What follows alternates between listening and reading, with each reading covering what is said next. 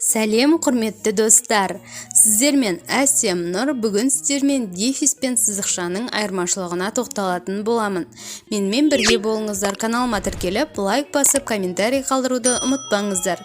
Дефис пен сызықшаның сыртқы формасындағы айырмашылығы мынадай. Дефис қысқа, сызықша ұзын сызық болып табылады. Дефис мынадай жағдайларда қойылады. Бірінші, көбіне қос сөздердің арасына, бала шаға, күрделі сөздердің арасына, инженер-технолог, сөзді тасымалдағанда ағаны. Реттік сан есімдер цифрмен берілсе, үшінші қатар ау, ақ, мыс, д демеуліктері тіркескен жағдайда барады мыс. Енді ескеретін жағдай. Дефис қойылғанда екі жағына орын тастамай жазылады. Сонымен қатар дефис орфографиялық таңба, сызықша пунктуациялық таңбаға жатады. Сондықтан дефис келген жерде кідіріс жасалмайды.